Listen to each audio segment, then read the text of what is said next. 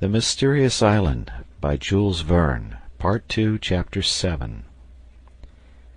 The settlers in Lincoln Island had now regained their dwelling, without having been obliged to reach it by the old opening, and were therefore spared the trouble of mason's work. It was certainly lucky that at the moment they were about to set out to do so, the apes had been seized with that terror, no less sudden than inexplicable, which had driven them out of Granite House. Had the animals discovered that they were about to be attacked from another direction? This was the only explanation of their sudden retreat. During the day the bodies of the apes were carried into the wood, where they were buried. Then the settlers busied themselves in repairing the disorder caused by the intruders. Disorder, but not damage, for although they had turned everything in the rooms topsy-turvy, yet they had broken nothing. Neb relighted his stove, and the stores in the larder furnished a substantial repast, to which all did ample justice. Jup was not forgotten, and he ate with relish some stone-pine almonds and rhizome roots, with which he was abundantly supplied. Pencroft had unfastened his arms, but judged it best to have his legs tied until they were more sure of his submission. Then, before retiring to rest, Harding and his companions, seated round their table, discussed those plans, the execution of which was most pressing. The most important and most urgent was the establishment of a bridge over the Mersey, so as to form a communication with the southern part of the island and Granite House. Then the making of an enclosure for the musmons or other woolly animals which they wished to capture. These two projects would help to solve the difficulty as to their clothing, which was now serious. The bridge would render easy the transport of the balloon case, which would furnish them with linen, and the inhabitants of the enclosure would yield wool, which would supply them with winter clothes. As to the enclosure, it was Cyrus Harding's intention to establish it at the sources of the Red Creek, where the ruminants would find fresh and abundant pasture.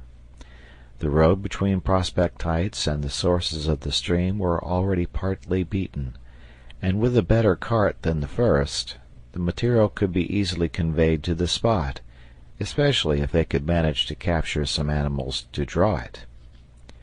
But though there might be no inconvenience in the enclosure being so far from Granite House, it would not be the same with the poultry yard, to which Neb called the attention of the colonists.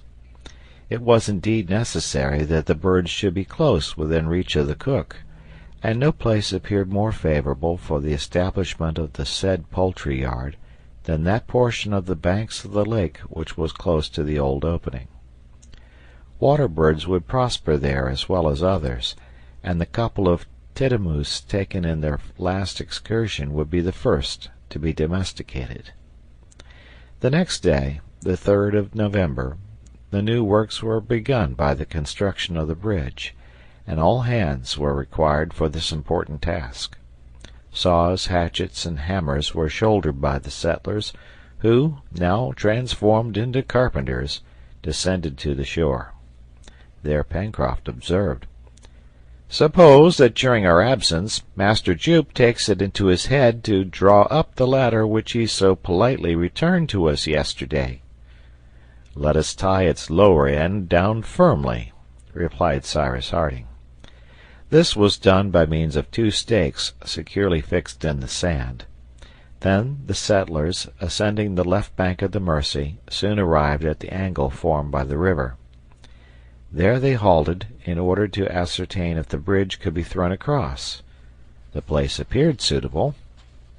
In fact, from this spot to Port Balloon, discovered the day before on the southern coast, there was only a distance of 3 miles and a half, and from the bridge to the port it would be easy to make a good cart road, which would render the communication between Granite House and the south of the island extremely easy. Cyrus Harding now imparted to his companions a scheme for completely isolating Prospect Heights, so as to shelter it from the attacks both of quadrupeds and quadrumana. In this way Granite House, the Chimneys, the poultry yard, and all the upper part of the plateau which was to be used for cultivation would be protected against the depredations of animals. Nothing could be easier than to execute this project, and this is how the engineer intended to set to work. The plateau was already defended on 3 sides by watercourses, either artificial or natural. On the northwest, by the shores of Lake Grant, from the entrance of the passage to the breach made into the banks of the lake for the escape of the water. On the north, from this breach to the sea, by the new watercourse which had hollowed out a bed for itself across the plateau and shore, above and below the fall, and it would be enough to dig the bed of this creek a little deeper to make it impracticable for animals. On all the eastern border by the sea itself, from the mouth of the aforesaid creek to the mouth of the Mersey. Lastly, on the south, from the mouth to the turn of the Mersey, where the bridge was to be established. The western border of the plateau now remained between the turn of the river and the southern angle of the lake, a distance of about a mile, which was open to all comers. But nothing could be easier than to dig a broad, deep ditch, which could be filled from the lake, and the overflow of which would throw itself by a rapid fall into the bed of the Mersey. The level of the lake would, no doubt, be somewhat lowered by this fresh discharge of its waters, but Cyrus Harding had ascertained that the volume of water in the Red Creek was considerable enough to allow of the execution of this project. "So then," added the engineer, "Prospect Heights will become a regular island, being surrounded with water on all sides, and only communicating with the rest of our domain by the bridge which we are about to throw across the Mersey. The 2 little bridges already established above and below the fall, and lastly, 2 other little bridges which must be constructed, one over the canal which I propose to dig, the other across the left bank of the Mersey. Now, if these bridges can be raised at will, Prospect Heights will be guarded from any surprise." The bridge was the most urgent work. Trees were selected, cut down, stripped of their branches, and cut into beams, joists, and planks. The end of the bridge which rested on the right bank of the Mersey was to be firm, but the other end, on the left bank, was to be movable, so that it might be raised by means of a counterpoise, as some canal bridges are managed. This was certainly a considerable work, and though it was skilfully conducted, it took some time, for the Mersey at this place was 80 feet wide. It was therefore necessary to fix piles in the bed of the river so as to sustain the floor of the bridge, and establish a pile driver to act on the tops of these piles, which would thus form 2 arches and allow the bridge to support heavy loads. Happily there was no want of tools with which to shape the wood, nor of ironwork to make it firm, nor of the ingenuity of a man who had a marvelous knowledge of the work, nor lastly the zeal of his companions, who in 7 months had necessarily acquired great skill in the use of their tools. And it must be said that not the least skilful was Gideon Spilett, who in dexterity almost equaled the sailor himself. "Who would have ever expected so much from a newspaper man?" thought Pencroft. The construction of the Mersey Bridge lasted 3 weeks of regular hard work. They even breakfasted on the scene of their labors, and the weather being magnificent, they only returned to Granite House to sleep. During this period it may be stated that Master Jup grew more accustomed to his new masters, whose movements he always watched with very inquisitive eyes. However, as a precautionary measure, Pencroft did not as yet allow him complete liberty, rightly wishing to wait until the limits of the plateau should be settled by the projected works. Top and Jup were good friends, and played willingly together, but Jup did everything solemnly. On the 20th of November the bridge was finished. The movable part, balanced by the counterpoise, swung easily, and only a slight effort was needed to raise it.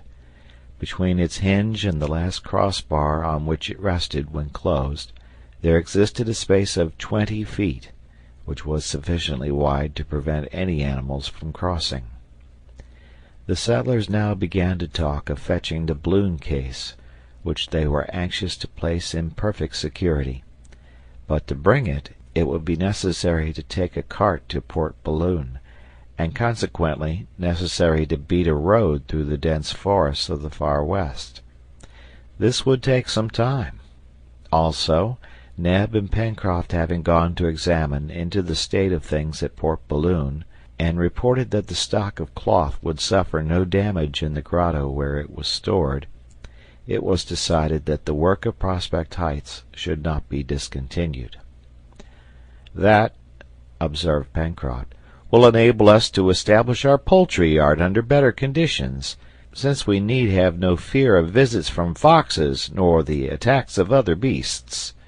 Then," added Neb, "we can clear the plateau and transplant wild plants to it."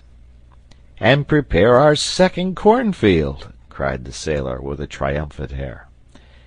In fact, the first cornfield, sown with a single grain, had prospered admirably, thanks to Pencroft's care. It had produced the 10 ears foretold by the engineer, and each ear contained 80 grains. The colony found itself in possession of 800 grains in 6 months, which promised a double harvest each year. These 800 grains, except 50 which were prudently reserved, were to be sown in a new field, but with no less care than was bestowed on the single grain. The field was prepared, then surrounded by a strong palisade, high and pointed, which quadrupeds would have found difficulty in leaping. As to birds, some scarecrows, due to Pencroft's ingenious brain, were enough to frighten them.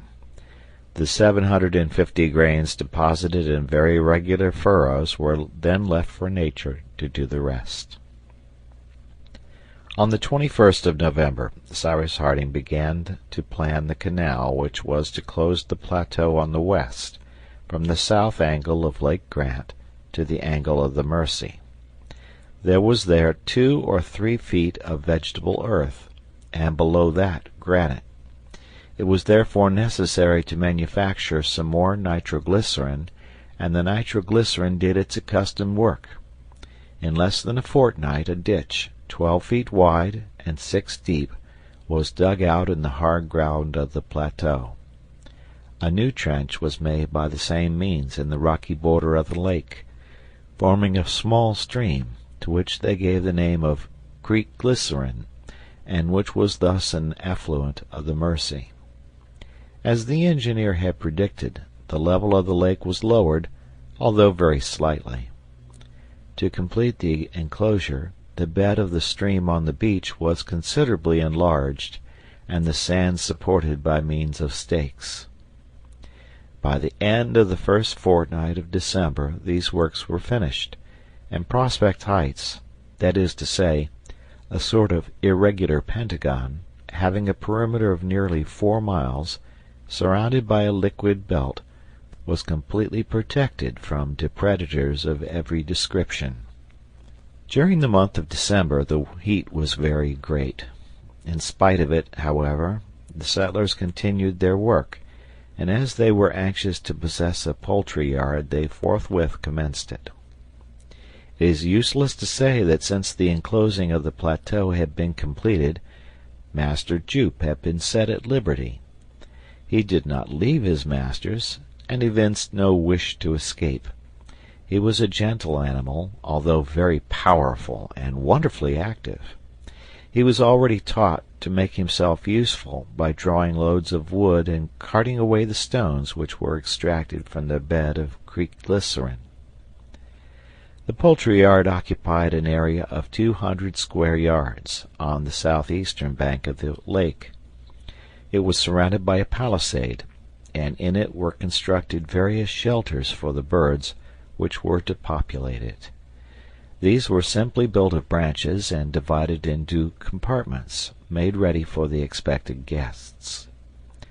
The first were the two tinamous, which were not long in having a number of young ones.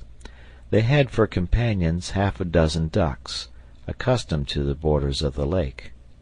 Some belonged to the Chinese species, of which the wings open like a fan, and which by the brilliancy of their plumage rival the golden pheasants.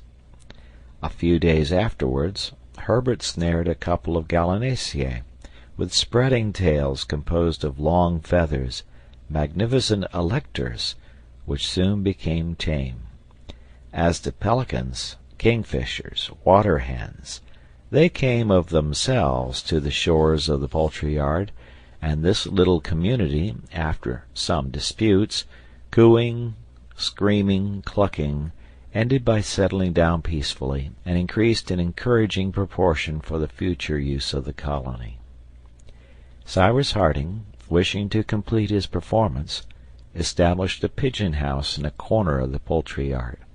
There he lodged a dozen of those pigeons which frequented the rocks of the plateau.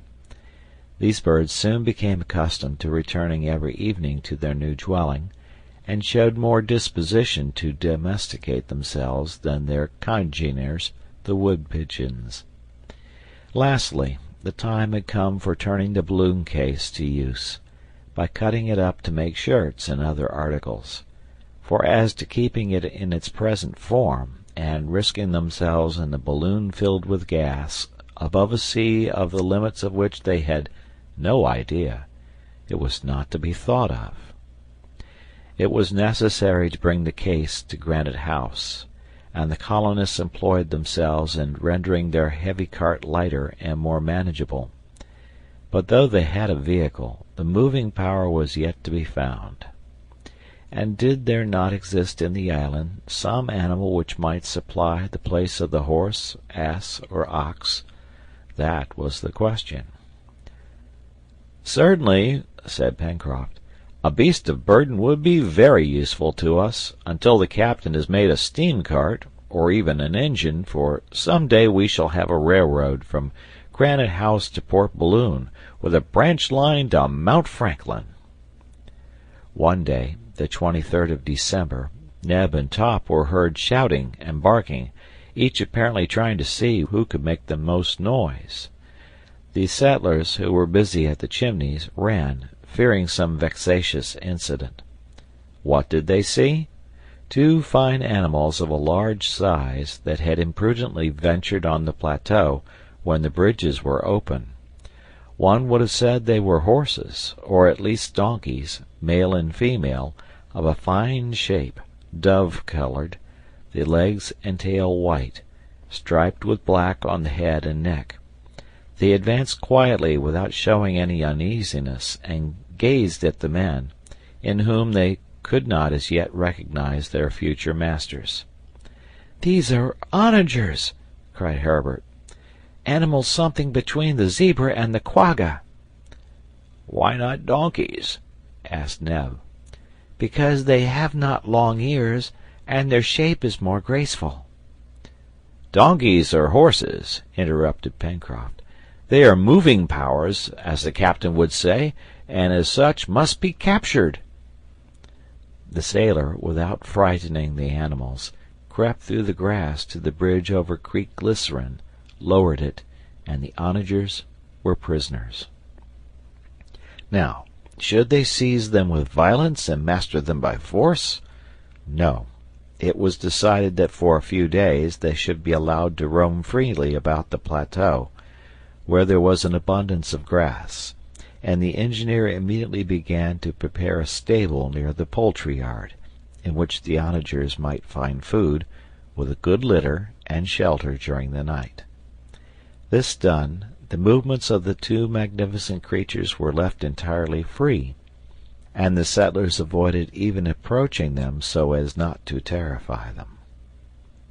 Several times, however, the onagers appeared to wish to leave the plateau, too confined for animals accustomed to the plains and forests. They were then seen following the water barrier which everywhere presented itself before them, uttering short neighs, then galloping through the grass, and becoming calmer, they would remain entire hours gazing at the woods, from which they were cut off forever. In the meantime, harness of vegetable fiber had been manufactured, and some days after the capture of the onagers, not only the cart was ready, but a straight road, or rather a cutting, had been made through the forests of the far west, from the angle of the Mersey to Port Balloon. The cart might then be driven there, and towards the end of December they tried the onagers for the first time. Pencroft had already coaxed the animals to come and eat out of his hand, and they allowed him to approach without making any difficulty, but once harnessed they reared and could with difficulty be held in. However, it was not long before they submitted to this new service, for the onager, being less refractory than the zebra, is frequently put in harness in the mountainous regions of southern Africa, and it has even been acclimatized in Europe under zones of a relative coolness. On this day all the colony, except Pencroft, who walked at the animals' heads, mounted the cart and set out on the road to Port Balloon. Of course they were jolted over the somewhat rough road, but the vehicle arrived without any accident, and was soon loaded with the case and rigging of the balloon. At 8 o'clock that evening the cart, after passing over the Mersey Bridge, descended the left bank of the river and stopped on the beach. The onagers being unharnessed, were thence led to their stable, and Pencroft, before going to sleep, gave vent to his feelings in a deep sigh of satisfaction that awoke all the echoes of Granite House. End of chapter.